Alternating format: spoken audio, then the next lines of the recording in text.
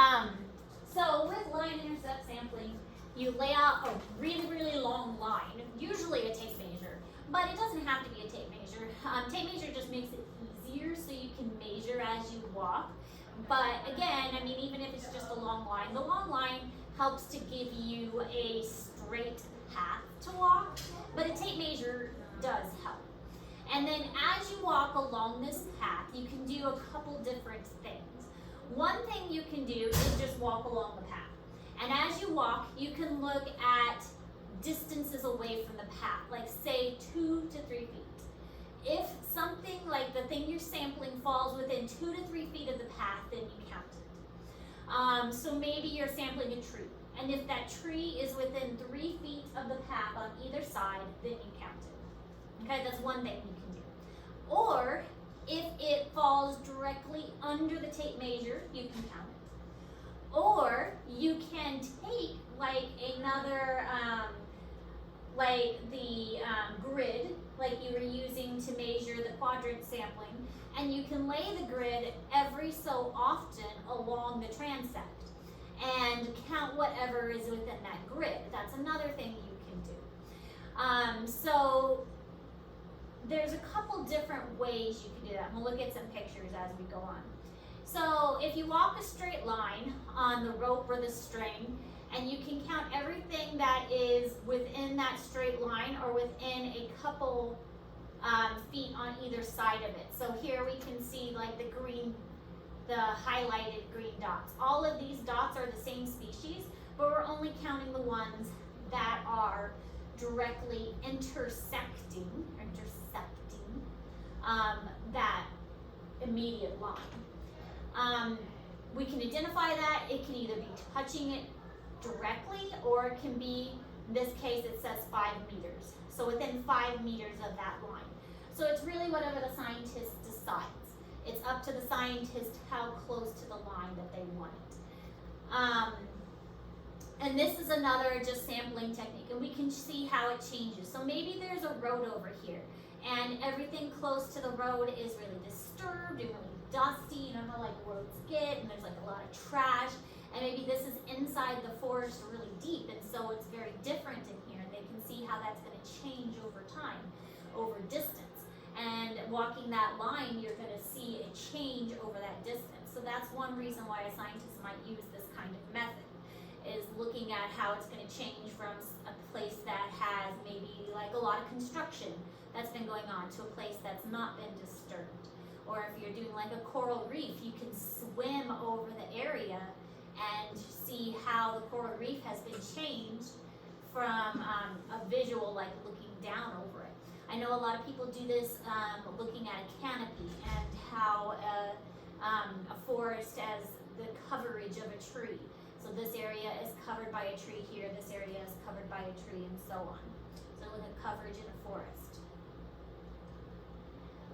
So there are different types. There's a point transect, line transect, and a belt transect. Point is only counting individuals that touch the line, so it's directly on the line. A line transect is counted within a certain distance, and then a belt is that is taking a like some kind of grid, like the hula hoop or the meter stick, and every like 3 or like every 10 feet. At 10 feet, you put the grid down and you count everything within that grid. You go another 10 feet, put the grid down and count everything within that grid, and so on. So there's different ways that this can be done.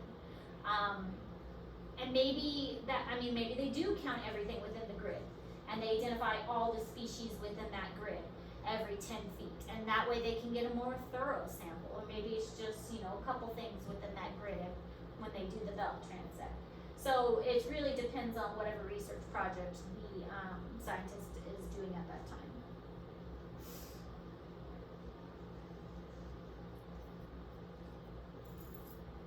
And you're still going to get a pretty accurate representation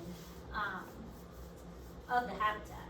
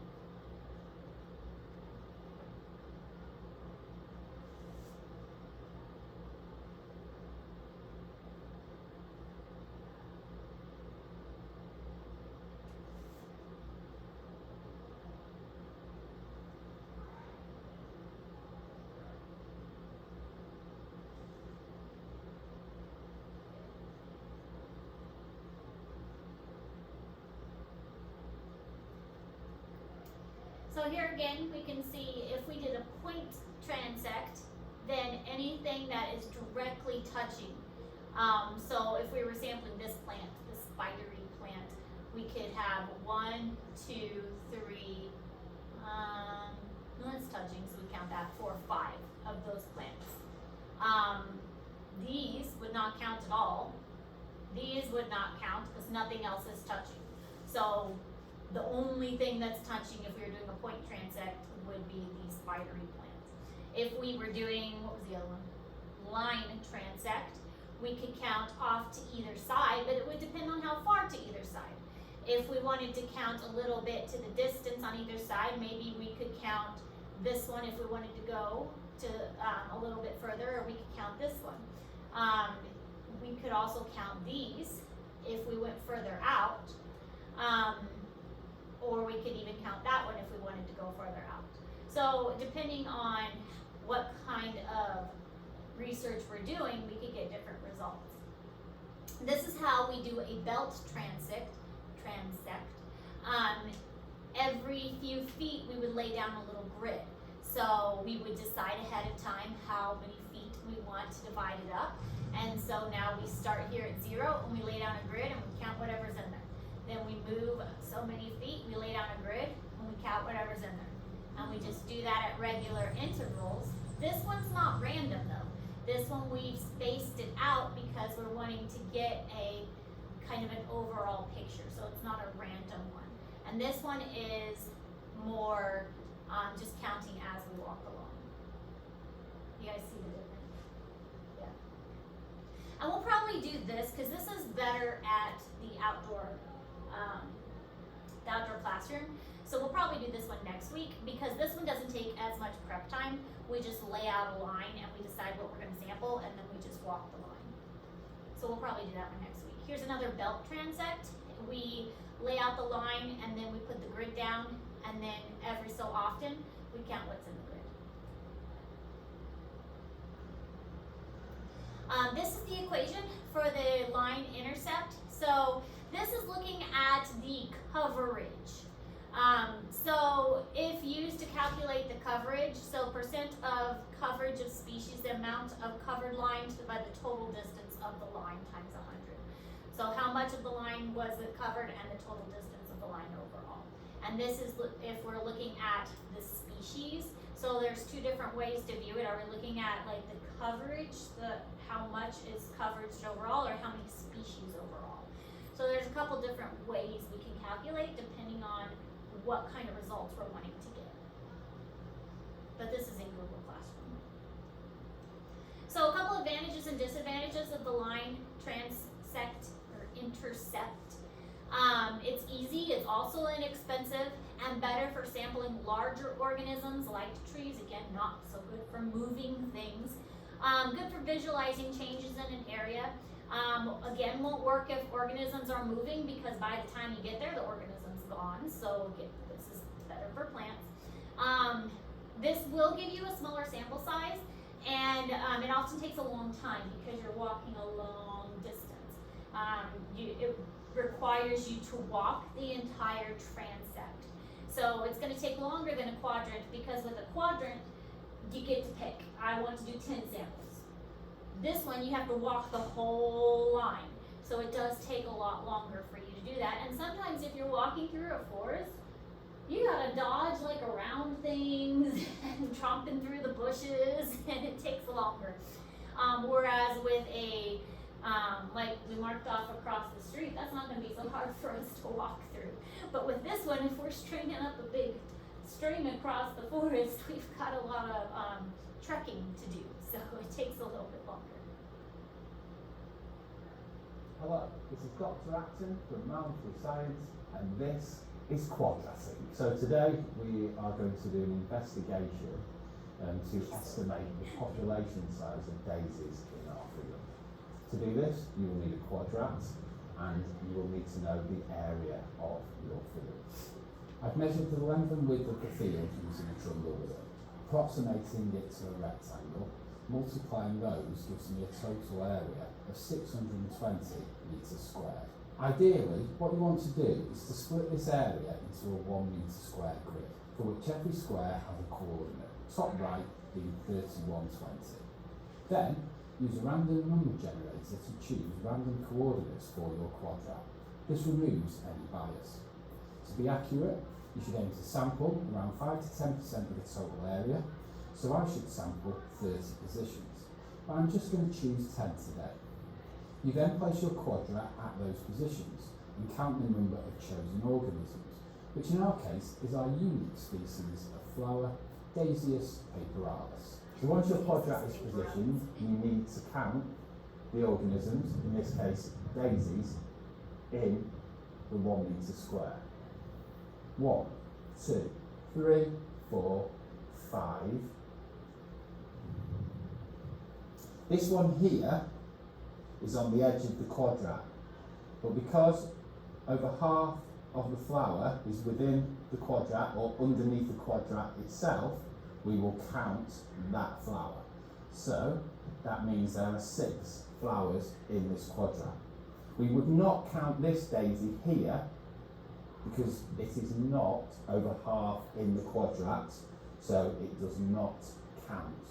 Even if it is partially covered by the quadrat, it does not count unless at least half of that organism is within our 1 metre square area.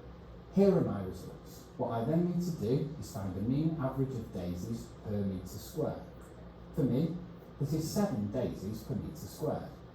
To estimate the total population, I just need to multiply this number by the total number of metres squared in the field, 620. This gives me 4,340 daisies. You can use this method of random sampling to compare population sizes in different areas, or even repeat this for the same area at different times. However, there is another way of using a quadrat that allows you to observe how population density varies between 2 points within an area. For this, we are going to use a transept and a quadrat. The first thing I need to do is lay a tape measure along the area I'm going to be sampling. I've laid this one out to a distance of 10 metres. I'm then going to sample along this line at 1 metre intervals and count the number of organisms and record those results. So I place the quadrat at the start of my transept and I can see that there is 1 daisy on the edge of my quadrat here, so I'll record that in my table. I then need to move the quadrat up the transept 1 metre at a time and count the daisies each time.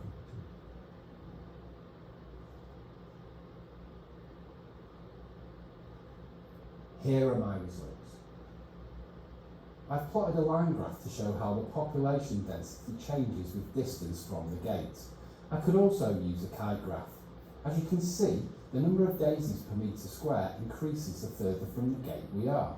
The most likely cause of this is people trampling them as they walk through the gate, the effect of which decreases with distance from it. This is what we call a biotic factor, as it is due to living organisms. Abiotic factors are those that are not due to living things, for example, light intensity or pH of the soil. Okay, so that's all we're going to do today, but it gives you a good idea of the different sampling methods.